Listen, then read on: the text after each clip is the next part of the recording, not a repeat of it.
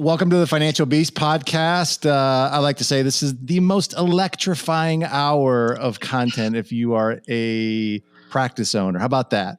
And we're going to make sure that most of you, and not all of you that listen to this, that want to improve your financial condition, you want to be able to better utilize the power of your practice, build wealth, and then go out at the top of your game, then you are definitely in the right place.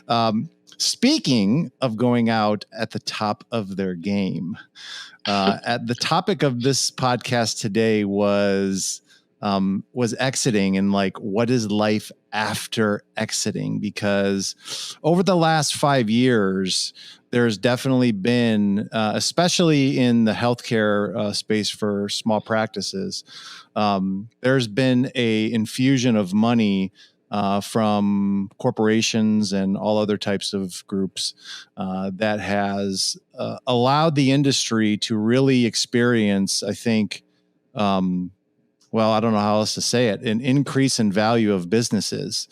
And I think a lot of practice owners have been able to take advantage of that. And we're going to be talking to Dr. Leslie Sirmons today, who was, in fact, one of those doctors that did take advantage of transitioning and selling out of their practice. So we want to get into all the juicy details of that. Was it worth it? What's life like after selling your practice? But the first thing that I got to ask, Leslie, is like, you don't look like you're 65 or 70 years old. You look like an awfully young woman to sell. What in the hell were you doing? So what was part of the motivation for you to sell? Yeah. I get that a lot. I get that a lot. Really? You're retired? And I hate that word, retired, because, you look it up in the dictionary, retired just means to stop. And that's not what I did. I like to say I transitioned, but, so, for me, I graduated very early. I was 24 when I graduated with my DVM. I didn't even have a bachelor degree. I got into vet school after 2 years. So I had been in the business for, at this point in my life, like today, 27 years. When I started the transition process, it was in the like over 20, 21 years or so. So I'd had a lot of experience. And I had just got to the point where I felt like, I built a successful practice. I got with a business management group that even made it stronger. And I kind of felt like I had already done that, got the t-shirt. I was ready to do other things in life. Yeah. And, I know that, and we've talked about this offline, but I do want to talk about some of the things that you had to look at to make it feel like it was the right decision to do, because I'm imagining that when the decision to sell a business is a big one, because you don't really get any takesy-backsies on this one. It's like, right. I wish I could do that over again. So what were some of the things that you were looking at prior to selling that made you have the confidence, like, okay, this is probably the right thing to do? That's an excellent question. And for me, I did not want to sell out of sickness, illness, burnout. I want it to be in a point of power, that we were going on all cylinders, and that we were just we had everything dialed in, and we did. We were growing. We had our management policies going. Everything was just booming, and it was the right time. Plus, we had started with Econologics, and there was a very simple roadmap that we followed. So there was no surprises. We knew how much we needed in investments to be able to live a comfortable lifestyle that we wanted. We created this plan. It wasn't just happenstance. Everything from how much taxes we were going to have to pay in the sale. You think, they're offering me a lot of money. Well, you pay capital gains taxes on that and everything. So all of that was factored in. There was no surprises. The other thing for me, we do have a daughter. My husband and I are both veterinarians, and we do have a daughter, but she had kind of started pulling away from the veterinary side.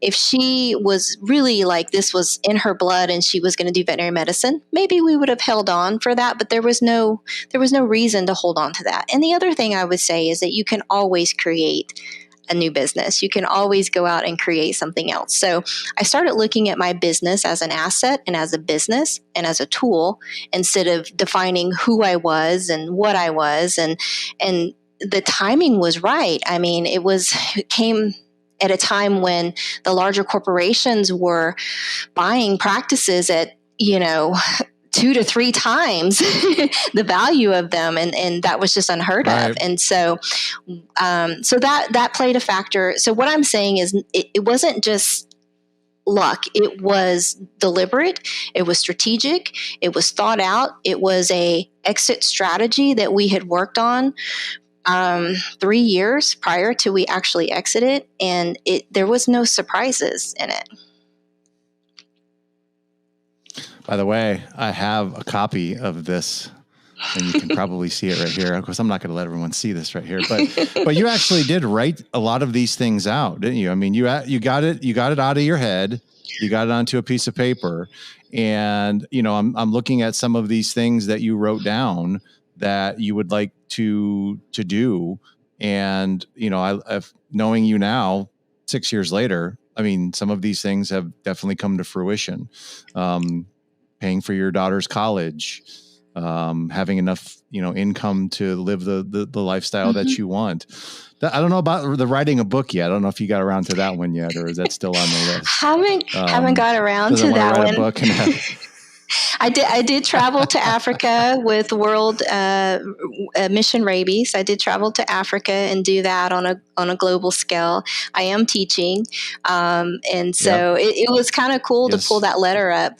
The letter was part of the strategic plan of the exit strategy. So the money is you got to get that all lined out, and the taxes and everything else, so that it's not scary. But then there's the emotional and mental part of it. And that's the part that is a little difficult and it's going to be different for everybody.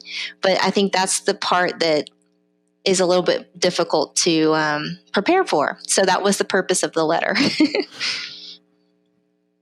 Was there any doubt that you were going to sell to a corporation? Did you have any reservations on that? Did you I don't know if I want to do this or not? Or was it fairly easy for you to make that decision? So we kicked that can around a little bit.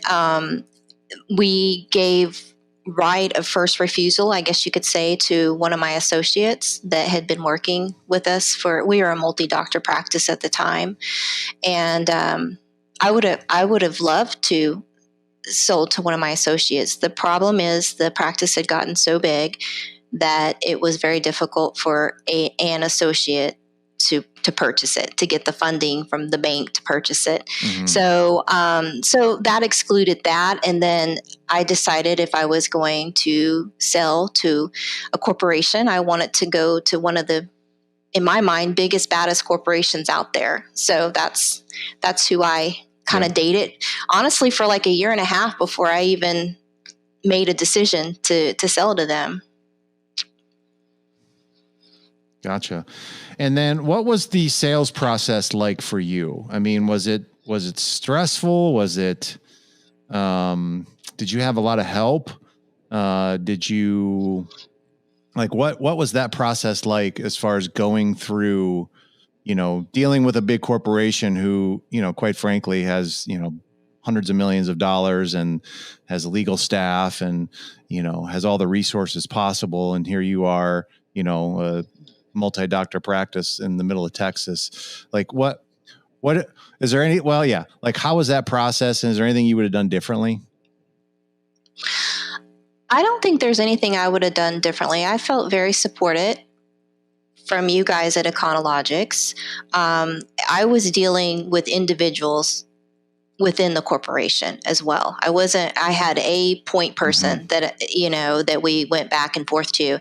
And at the time, you guys were also, Econologics was also seeing multiple offers from clients as well. So you kind of knew what was out there and everything. And I felt confident in my ability to make a decision based on that and not get a broker involved that was going to take part of my income as well, and so I had my own accountant involved that did like a kind of a workup of what my taxes would look like, so we kind of had a better idea of what the actual net of this whole process was going to be. And so, and we actually came out better than what they had anticipated. So I don't know if that was just like not knowing any better or what, but I wasn't stressed about it at all. I felt very supported and very confident in those transactions. So You remember the day when the wire hit your account and you got the money? Yes, sir, I do. So what was that day like? Oh my gosh. So I think that was actually like February 13th or something. And so the big wigs come in from the corporation as well that day, because that's the big day. And I remember the gentleman being in my office. He goes, "Open your computer, check your bank account." So I did, and the wire had hit the bank account that morning, and I was like, wow, I'd never seen that much money. That many zeros. And so, but of course, immediately, because part of my goal in this transaction was to be debt free. Eric knows me it's just something that I was taught from a child, systematic savings and to be debt free. And so, that was a lot of zeros, but then immediately I paid off the loan on the clinic. I paid off, because what they bought in my structure, what they bought was the business, and I retained the real estate. And so I have a triple net lease with that transaction. So I could have just kept making payments on the real estate, but for me, I paid it all off. And then they withheld $100,000, and I got that the next year. And with that, I paid off my mortgage, my personal mortgage. So at this point, we've been completely debt free for some time now. Everything's debt free, vehicles, mortgage, everything is debt free that we have right now. Yeah. So, and basically with the rent on the building, I think that having the building definitely is, so if you can have the real estate of where you reside your business at, I think it's so advantageous for people to make a decision to transition out, because I mean, quite frankly, if you didn't have that, I don't know that you would have said yes if you didn't have that building with that rental income that would have been coming in at this point. So I agree. I think it's really important,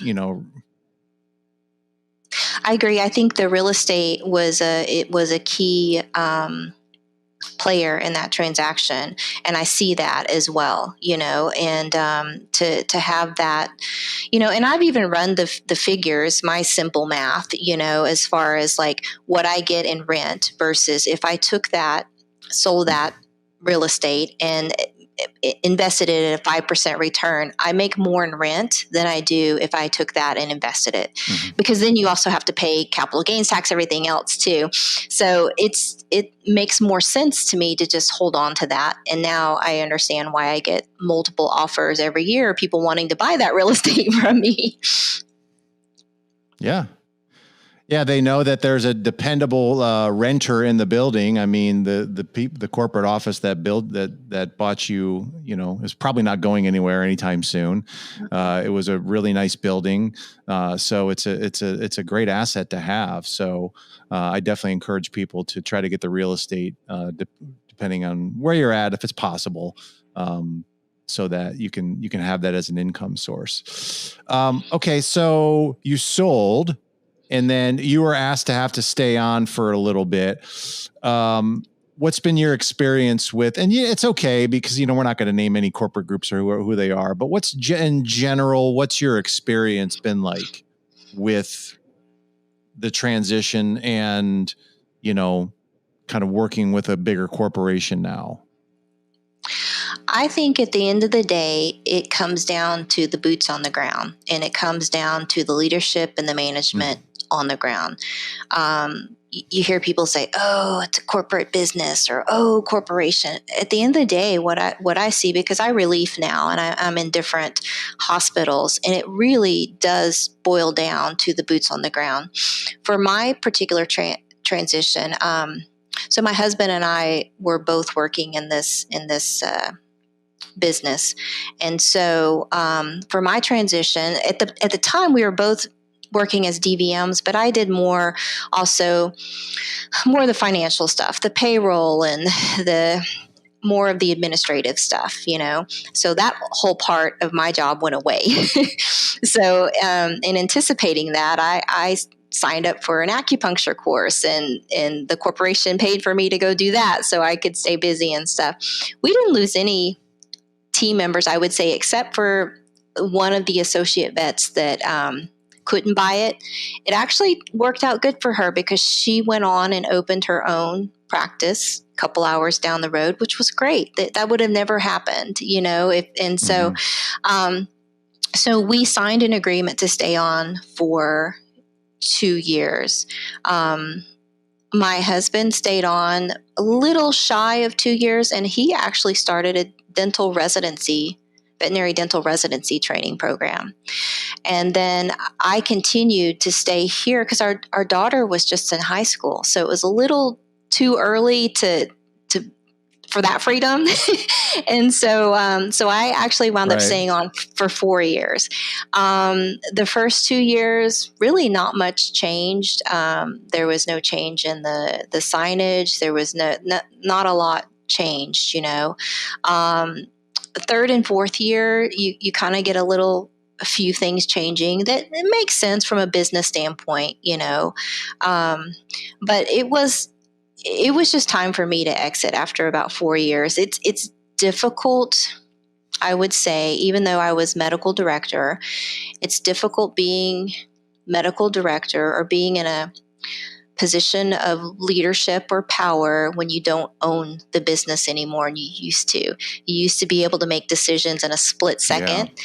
And give answers, yes, no, whatever. And now you have this humongous HR department, or you have, accounts receivable department, or you're talking to somebody on an email. It's not a face-to-face transaction. And so that was challenging. So that's what I'd say.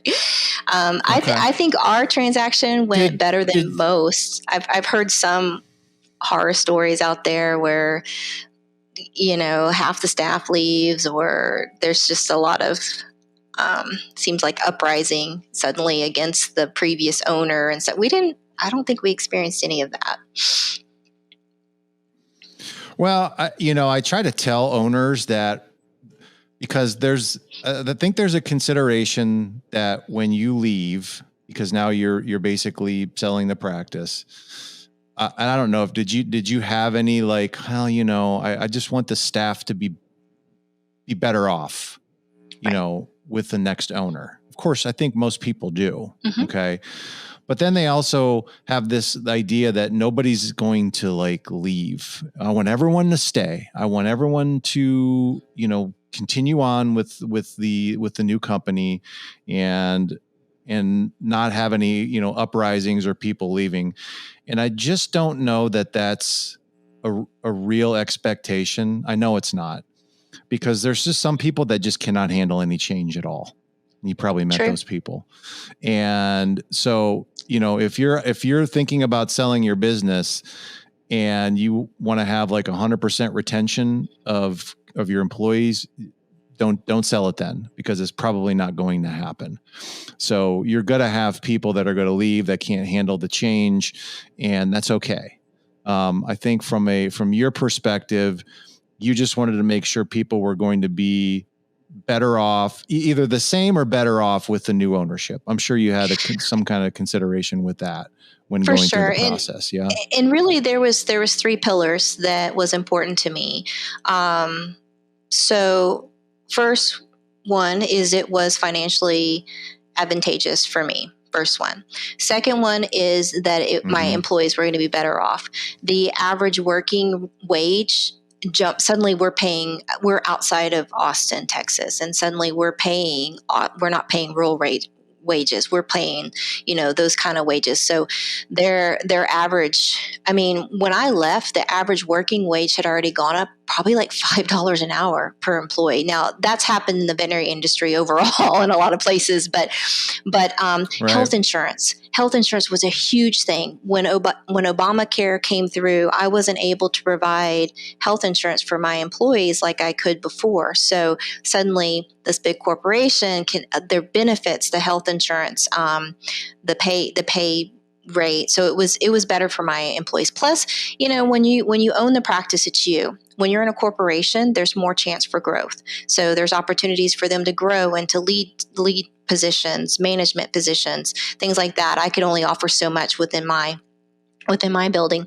And then finally, the third pillar was, in my mind, I thought it was going to be better, and I do believe it is better for the community because of the wellness plans.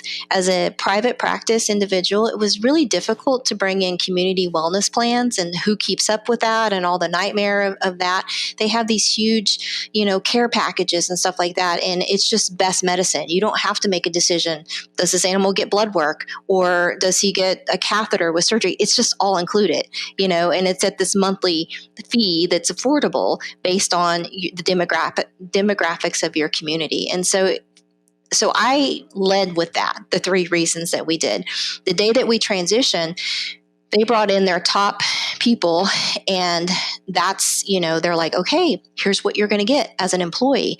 We had to keep it on the down low. We couldn't tell the employees until it was happening. And I understand why, because we didn't want to cause fear or panic or anything like that. But they bring in their top brass, and they're like, this is the, and it's a big celebration. They make it a big celebration, and they're like, this is all the benefits. This is what's going to happen for you. And this is, and so it was a pretty easy transition, I think. I would agree. That's amazing. I tell you what, I love the fact that you made a decision on selling the practice, and it wasn't just 100% money motivated. Right. So but you did say it was number one. Like, is this financially going to take care of me? Is it going to be good for the staff? And is it going to be good for the community? I think that anyone that's selling their business has to take those 3 things into consideration when you are selling it. And if all 3 of those things align and you can make it work, then pull the trigger. And I think the reason our transition did go so smoothly is because those were the talking points that I did when I had the staff meeting to break it, that this is why we're doing it.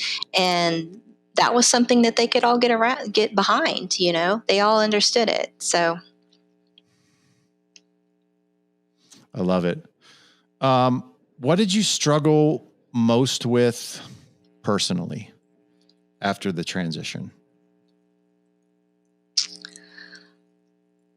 So I think for me, it after the transition, it was work as normal, so I'm still employed, and all that. So I would say that let's fast forward to 2022 when I officially walked away from the business, from my business, because so January of 2022 is when I guess you could say I retired. I would still say transitioned. That to me, that's when those emotions hit. I would drive by and catch myself looking like, who's working today? Or one time I pulled into the parking lot because I had done it for 25 years. And I'm like, what am I doing? I was on my way to actually go teach at the vet tech college where I adjunct teach. And it's just next door. And I turned into the wrong parking lot. And I'm like, oh my gosh. So for me, maybe what surprised me is I didn't really give myself, like, when we sold the business, it was just a transition. I was still employed. It was my same office. It was all this. You start packing up your books. You start packing up 25, 26 years of memories out of your office. It gets real. So in 2022, that's when it hit. And it was grief. It was loss. I struggled a little bit, honestly. It was like, like losing a part of me or who, and so I'm much more than just a veterinarian and a business owner. I'm a daughter and a mother and a wife and a friend and all this other stuff. But that was my identity for so many years. And it took up so much of me. That's all I knew. And so to be quite honest, when I did leave the building and the facility and my staff that I loved and everything else, and my clients that I've been seeing, like third generation clients, I cried like I was at a funeral. It was grief.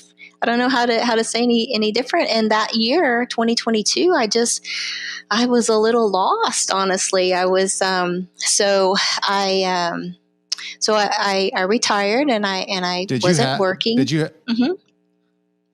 Yeah. What were you going to say? I was just going to ask you, do you feel, well, did you have anything to replace? Because again, when you own the business, even when you're working there, I mean, you're going, 100 mile an hour, and it's very difficult to go 100 mile an hour all the way down to zero. That's tough on a human being to be able to do that. If there's not some replacement activity that is maybe not as like demanding, like mentally and financially and all that, but there has to be something purposeful when you decide to transition out that you're replacing your life with, because you're not just going to sit on the front porch and, drink lemonade and reminisce at, 40 something years old, Yeah. So yeah, that's a vacation. That's not. Do you feel like, yeah.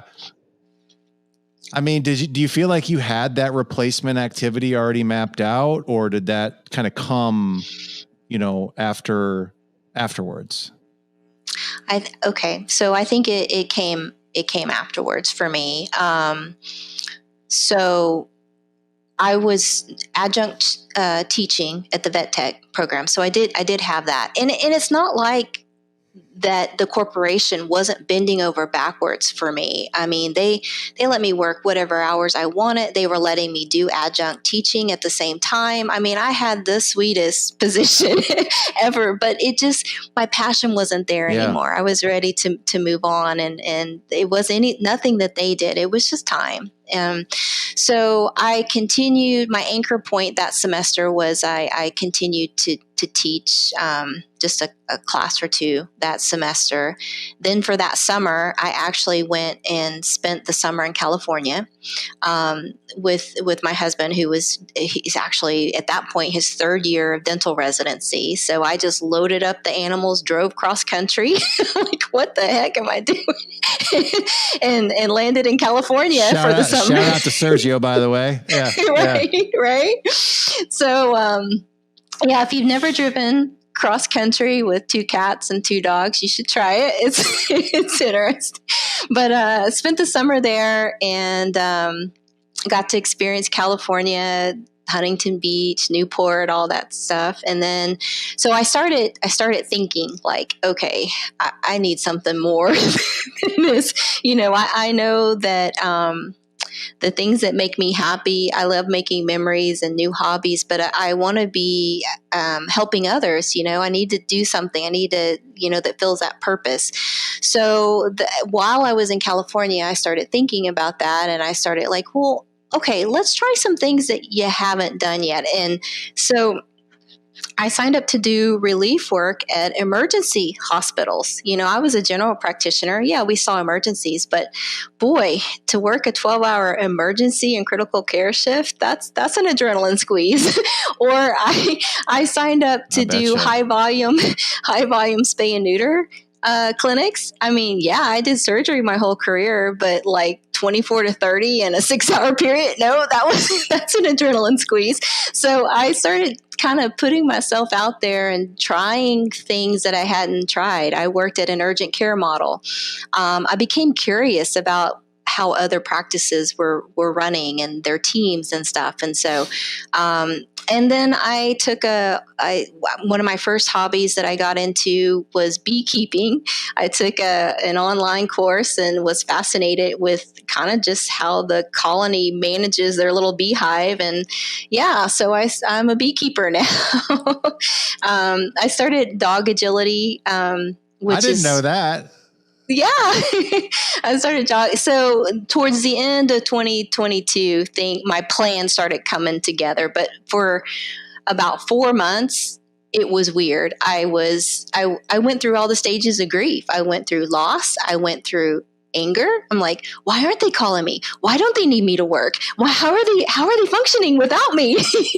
I mean, to just be quite honest, I went through all of that. And then I kind of when I went to California, I just kind of reset and started creating other things and be like, well, now's the game that you're going to play. Go try different things, go see other things. And that's where I'm at.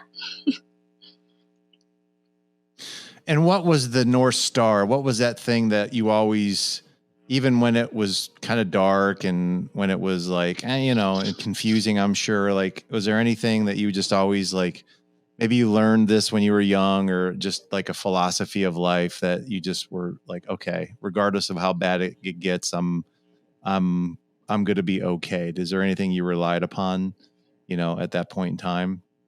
I'm just curious. Yeah, that's a good question. Well, I have a very supportive family. My husband's very supportive, and yes. It's a weird feeling when literally you can do whatever you want to do. You have the time, you have the finances, it's just, I don't know. Sometimes it's easier when you have to do something because you have to go and you have to do this because you need to make money to pay the mortgage or do this. And it's just, so it's a totally, freedom is wonderful. It's a little scary. And so, my faith, I guess, is my North Star, and just, finding that and, being the best version of myself for our daughter, so yep.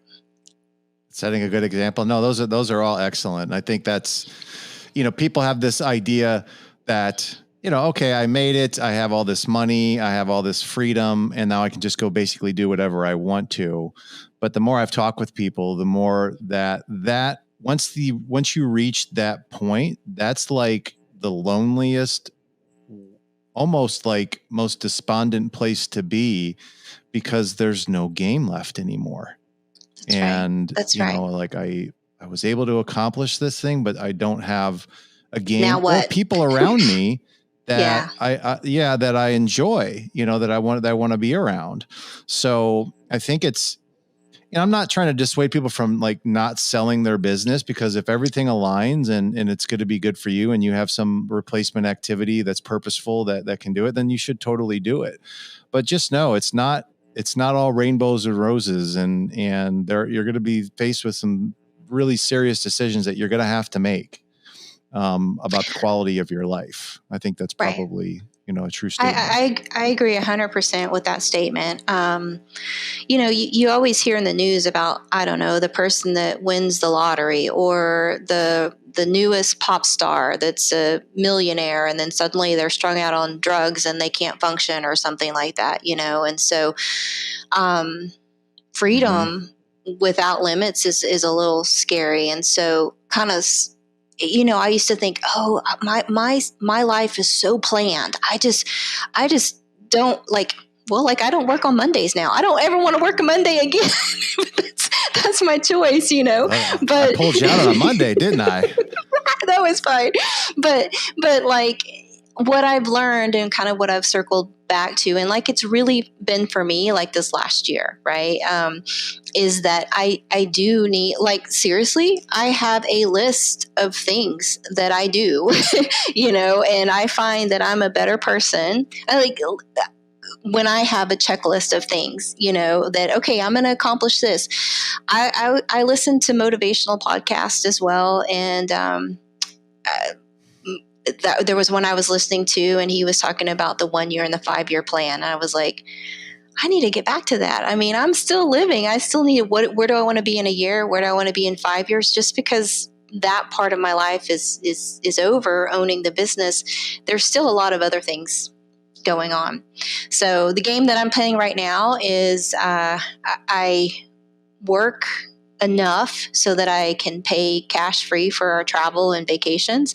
My daughter's college is paid for without having to dip into savings, and that's kind of the game that I'm playing right now, and balancing that, because when I started relieving and doing some of these other things, there is definitely a supply and demand for veterinarians. I mean, I could work literally every day if I wanted to. And you could, with my experience, I get premium rates as well. And so I'm trying to work smarter, not harder, and learning to say no to people, and like set blocks on my calendar, like, well, this is as many days as I'm going to work and that's it. Or, I'm not going to work the month of December. That's fine. And so that's kind of the game that I'm playing now. You had mentioned that because you're working in a lot of different offices right now, and you can observe how some people run their practice. Was there anything that you looked at and said, like you were pretty proud of how you ran yours, or just some common some things that you see in a lot of practices and how they're running it, that you're just like, this isn't good. This is going to hurt you. Is there anything you've seen more than others? Right.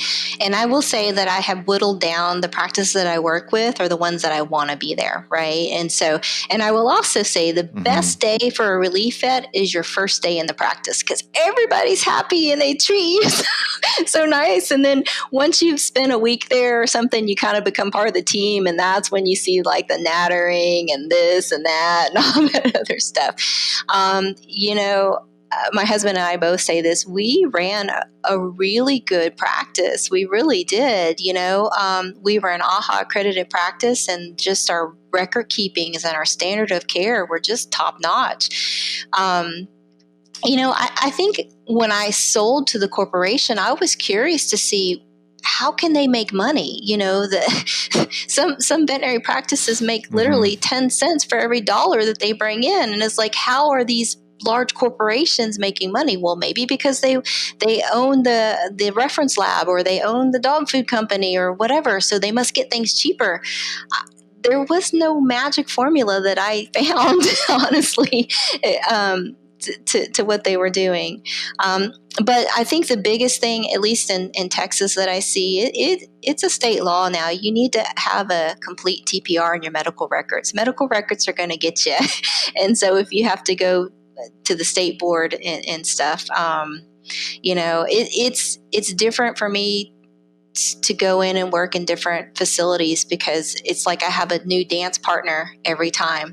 And so it is an art, and it's a communication art to trust them, especially like in the emergency clinics, when you have a lot of triage you got to get through, and they're highly skilled, and so you need to utilize them to do what they're trained to do, but it's the first time you've danced with them, and so it's an art, and for me, my purpose when I go into the clinic, I just kind of have the motto, like, don't pee in my pool kind of thing. I come in upbeat, positive.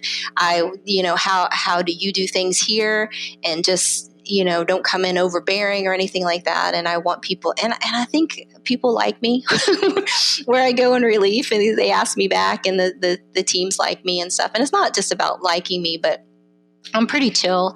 People say, oh, you're really easy to work with and everything. And so that's what I try to do, because I know how hard their job is. And so I just try to, fill in the gap and keep things positive.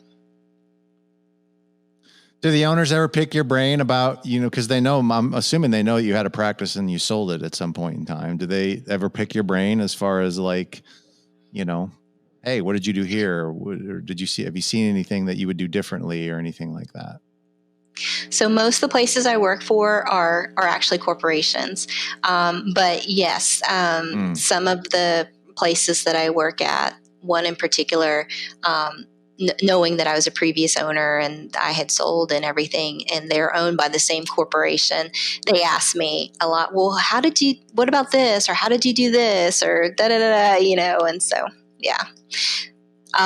They're like, is there anything we can do differently? And I'm like, you're doing great. I'm just here to provide relief. So, I'm like, you're doing great. They just, bless their heart. They just, that's very Southern, isn't it? Bless their heart. They just want to know, they want validation. And I'm like, you're doing an awesome job. I mean, you should be very proud of what you're doing and how well your team is doing. Cause they had some staff turnover as well. And that's just life. I mean, that's just life. I love it. If you could change one thing about the veterinary industry, what would you change? Well, if there's more than one thing you changed, by the way, it's okay. Yeah. So I've been in the veterinary industry for nearly 30 years. And here's what I've seen change. When I graduated, there was a change towards pets becoming part of the family. Right when I graduated, they were and before they were pets. But now they're like family members, right? And so our medicine had to catch up with the care that the clients wanted for their family members. And so, fast forward 10 years from there, we have MRI, CT scans, we have, so I had to get to work to provide that service to my clients, to be able to do splenectomies and to provide the best medicine, to have in-house blood work, to provide all that stuff, the care that they wanted, and those pets deserved, So that was initially the first decade of my career, I think was the challenge, was getting up to date with the medicine and the technology. Well, now it's there. And so then it's like, justifying, well, just because you can do a test, should you do a test on a pet, and life expectancy and everything. And then what I've seen this last decade, the technology is there, the resources are there, but now corporations have come in, which is great, but they're using, I think, human models as far as booking appointments, how many patients you need to see per day, that sort of thing, which is challenging. And we're still practicing like we were 25 years ago, one client at a time, and not utilizing our technician, our paraprofessionals, because the way the licensing act is, that if my best LVT makes a mistake, that's on my license, not theirs, and so we're scared to utilize our LVTs.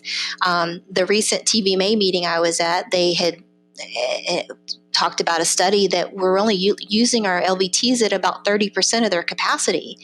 And here we are trying to see, 24, 30 patients in a day in this short period of time, and we're not using our paraprofessional staff. And so I think that's why there's so much burnout and everybody's tired, and so I think that's the challenge that I see over the last 10 years has slowly crept up, but it really just seemed to come to a head after COVID. I don't know what that had to do with it, but it just seemed like the amount of adopted pets and people paying attention to their pets, we just couldn't keep up with the need. And so that's a challenge. I don't know the answer to it, but something's got to change. We got to, if we're going to have corporations owning so much of the hospitals that are using human models to practice, we also need the paraprofessional staff to follow human models as well, in order to provide that care. So, right. And the consequences of not doing that, are we just looking at, because the business side of the demand for veterinary medicine doesn't seem to be declining at all. I mean, it is, people are paying billions of dollars a year to service their pets and to take care of their pets. So, is this just going to fall on the owners and the veterinarians? Is just the burden of having so much compliance or whatever you want to call it? Is that where the burden is going to come on? Is it on their shoulders, you think? Or is it already there? Yeah, right. I think I think we're already feeling it in the industry. I think we're, I come into a practice and I'm fresh because I haven't worked the last 6 months. I've worked a day last week or something like that, and I'm upbeat and I'm ready and I can experience that load for a day. Most people are experiencing that load and that demand every day, day in and day out, and there is no exit strategy for them. And there is no business that they own. They're an associate and they have student loans and they have this, and have they made the wrong decision? And I love this career, but it was so difficult. That's what they're thinking, right? And so how do what's the relief button? And then you have, the cost of living went up, so we have to raise our prices, and we need you to see more patients. Can you do this zipper schedule, which is a side-by-side schedule, but we're going to get you people that can do your medical records, but they're not putting TBRs in, or something. And it all goes back to training, I think. And I think it's ultimately going to fall back this is our industry, meaning veterinarians. And if we need to change it, we need to change it, We'll see what happens with the paraprofessional law. Again, I'm not weighing in one way or the other about that, but something needs to give. We need to spread some of the challenges that we're facing. Seeing one patient an hour doesn't pay the bills. So we have to. Other healthcare businesses efficient. Have tried that. Yeah. Mm-hmm. Yeah, it just doesn't work. It just doesn't work. But would you have ever? Were you ever not going to be an owner? I mean, you were always on the path to be an owner, weren't you? I mean, you weren't just going to be an associate. You wanted to own.